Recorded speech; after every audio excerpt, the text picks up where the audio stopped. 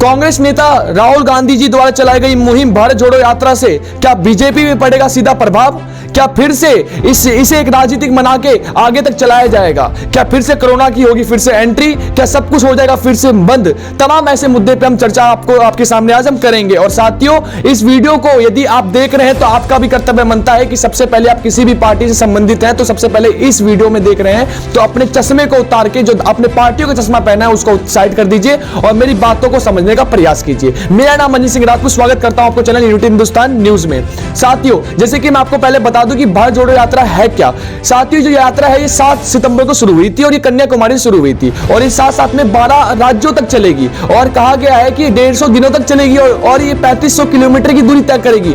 साथियों, जो ये यात्रा है, इस यात्रा का वाकई में उद्देश्य क्या है कि इस यात्रा में सभी धर्म के लोग सहभागिता की तरह सम्मिलित हो रहे हैं, चाहे वो किसी भी धर्म से संबंधित हो, चाहे वो हिंदू हो, मुस्लिम हो, सिख हो, ईसाई हो, जैन हो, बौद्ध हो, फारसी हो, चाहे किसी भी धर्म के हो, चाहे किसी भी जाति के हो, ब्राह्मण हो, क्षत्रिय हो, शूद्र हो, वैश्य हो, चंडाल हो, निषेध हो, अनुसूचित जाति, अनुसूचित जनजाति हो, सभी जातियों को इसमें सम्मिलित किया गया है। साथियों, मैं आपको बता दूं कि एक बात और भी है कि हमेशा की तरह जो हमें बलगलाया जाता है और जो मीडिया के द्वारा जो हमें रिपोर्ट दी जाती है कि इस समय में भारत की जो स्थिति ये है, बद से बदतर है, भारत में फिर से कोरोना के इतने केसेस आ रहे हैं या नहीं आ रहे हैं, जो हमें शुरू से दिखाया जा रहा है, जो हमें आंकड़े दिखाए जाते हैं मीडिया के थ्रू, चाहे वो कोई सी भी नेशनल टीवी होती है। मैं आपको बता दूं कि जब कक्षा 12वीं के बच्चों का एग्जाम था, जब कक्षा 10वीं के बच्चों का एग्जाम था और साथ साथ में जेईई नीट, जो भी जितने बड़े बड़े जो एग्जाम, जो बच्चे जो मेहनत करते हो पढ़ाई के लिए, जो आगे बढ़ते हैं और इस परीक्षाओं को फाइनल करने का प्रयास करते हैं, उस समय में और जो पुलिस की जो काफी सारी वैकेंसी निकली थी, आर्मी की जो काफी सारी वैकेंसी निकली थी, उस सारी वैकेंसी को एक तरफ सीधा बंद कर दिया गया।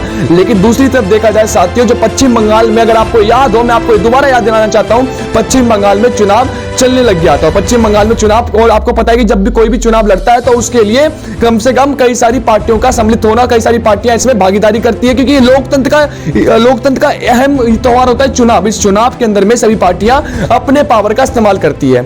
उसी प्रकार से उसको नहीं बंद करवाया गया, लेकिन जो हमारे देश के बच्चे हैं, जो देश के युवा हैं, जो आगे की तैयारी कर रहे हैं, उस सब चीज को समाप्त करवा दिया गया और तुरंत लॉकडाउन लगा दिया गया था।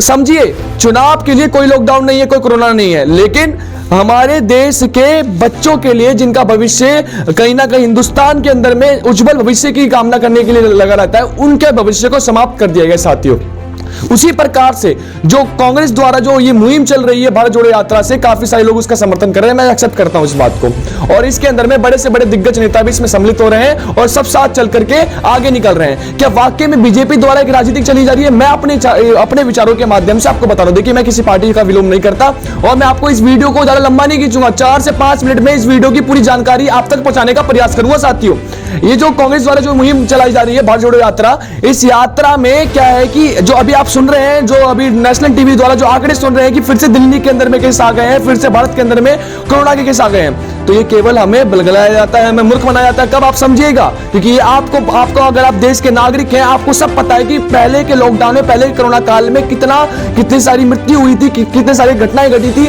लेकिन देखा जाए आपको अभी के समय में देखा जाए तो अभी बिल्कुल सही चल रहा है। किसी को यदि मामूली सा सर्दी जुकाम हो जाए तो उसको कोरोना साबित करने के लिए लोग फिर से साबित होने का प्रयास कर रहे हैं। तो मैं आपको बता दूं, ये केवल ये कांग्रेस द्वारा जो मुहिम चलाई जा रही है भारत जोड़ो यात्रा को खत्म करने का एक प्रयास किया जा रहा है। मैं डंके की चोट पे आपको बताने का प्रयास कर रहा हूं, ये कोई कोरोना नहीं आने वाला अभी, ये केवल ऐसा इसलिए कर रही है पार्टी ताकि जो कांग्रेस है नीचे ना दब जाए और बीजेपी ऊपर उठ जाए, क्योंकि ये कांग्रेस का नाम मिटाना चाहती है। साथियों, और मैं आपको बताता हूं कि संविधान का चौथा हिस्सा मीडिया कहलाती है।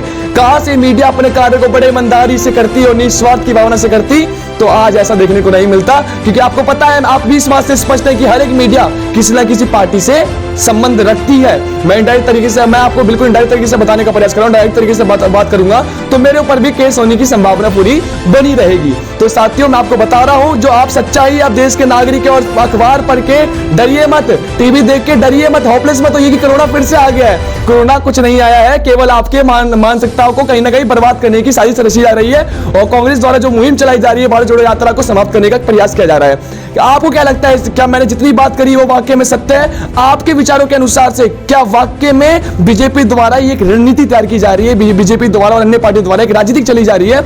ये क्या आप क्या सोचते हैं? क्योंकि आप जनता, सर पर ये जनार्दन है। अपने विचारों को कमेंट के माध्यम से साझा करने का प्रयास कीजिए। मिलते हैं कैसी वीडियो के साथ। जय हिंद, जय भारत, धन्यवाद।